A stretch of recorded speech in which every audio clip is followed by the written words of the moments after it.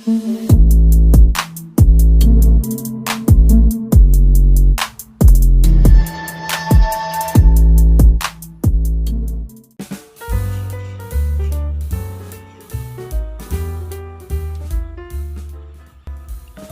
gabi.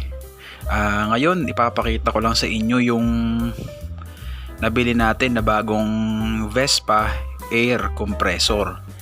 Bale, binili ko to para magamit sa maliit nating shop para magampanan niya yung mga paglilinis, nagre-repack ng mga bulitas, bearings, o kaya magagamit din natin to sa pagpipintura. Bali, binili ko to brand new. So kung tatanungin nyo kung magkano ko ito nabili, 7,100. Bali, kasama yung shipping, umabot ng 7,400. Kasi syempre kung hindi ko to binili sa Quiapo kasi medyo malayo na, so binili ko na lang to sa marketplace. Bali, dineliver to ng nakamotor, Lalamove, ganun. Bali, itong air compressor na to, pinag-ipunan natin to. Bali, kita to ng mga paggawa, mga pagpaparepaint nyo, pagre-repack, pag-overhaul. So binili natin ng dagdag kagamitan, dagdag puwersa sa ating gawaan. Bali, pakita ko sa inyo kung ano man itong specs ng compressor na to. Ito yung specs niya. 1/4 horsepower. Tapos ang naikakarga sa tangke na to is 36 liters. Meron siyang pressure gauge. Ang pressure gauge na to ay umaabot ng 70 PSI. Tapos magka-cut off to sa 40, tapos magkakarga ulit. Automatic to na magkakarga kapag umabot na siya pag bumaba na siya sa 40 PSI. Tapos ang binili natin is yung may belt. Mas okay to kaysa sa mga oilless na compressor. Tapos 220 volt siya. Ito yung specs din niya rito. Bali, made in Taiwan siya, kaya sobrang matibay to. Tapos ito yung mismong logo niya, naka-engrave dito, Vespa. Pag original ganito.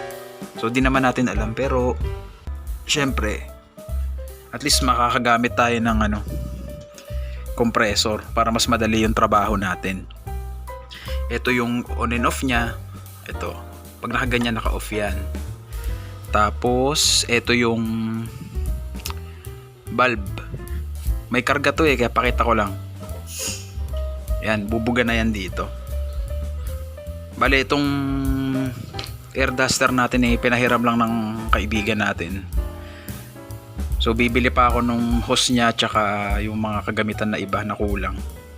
Walang kasamang walang kasamang hose, walang kasamang kung ano-ano. Ang talagang unit lang talaga yung 7,100. Meron siyang itong sa may switch niya, yung box. Tapos 220 volt siya. Ito yung on and off. Ito naka-on, ito naka-off. Ayan. Tapos ano pa ba? Ito, langis. Ang maintenance ito is change oil. Tapos syempre linisin din natin yung mga pyesa-pyesa para na-maintain natin. Pero matibay ito. Tsaka 1 year warranty yung binigay nila sa atin dito. Bali, ano pa ba? Bali, kuhanan ko na lang yung ibang makina niya. Ito yung mga ibang pyesa. Pwede ito sa mga nagsisimula pa lang katulad ko. Bali, ito kumbaga nakaka-proud din kasi nabili ko to ng gamit yung kita ng shop. Mga pinagtrabahuhan ko rin dito sa shop. Tapos sinimulan nating bike shop, repair shop. Yan.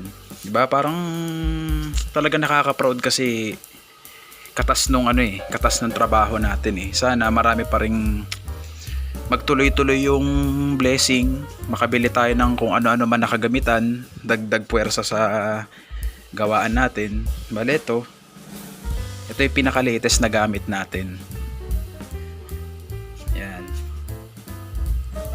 Kung halimbawa nagnenegosyo ka ng motor shop, talagang okay na okay itong Vespa na 36 liters 1/4 horsepower. Kasi syempre makakapagpahangin ka ng gulong or kung ano man yung kailangan mong gamitin sa impact drill, impact wrench, pwede to basta yung mga hangin yung ano niya. Ako ginagamit ko to ngayon sa bisikleta. Kung nag-i-start kayo ng business okay na to. At least 'di ba may compressor kayo. Tapos ano pa ba mga dapat nating maipaliwanag dito? Bali, gabi na kasi kaya medyo tahimik na rin. Nakakatuwa rin mag-vlog, magpakita o gumawa ng video ngayon. So ito yung shop. Yan, maliit lang naman na shop. Tapos nasa labas yung gawaan. Nandun yung mga tools, mga kung ano-ano. So ano pa bang kailangan nating sabihin dito sa video na to? Bali, masasabi ko lang the best kasi yun nga, nabili natin to at maganda rin talaga tong compressor na to. Sa mga nag-i-start, ganito yung kunin nyo. Vespa. Solid na brand yan, talagang tumatagal yan, matibay. So hanggang dito na lang. Maraming salamat sa panonood. Ingat sa daan.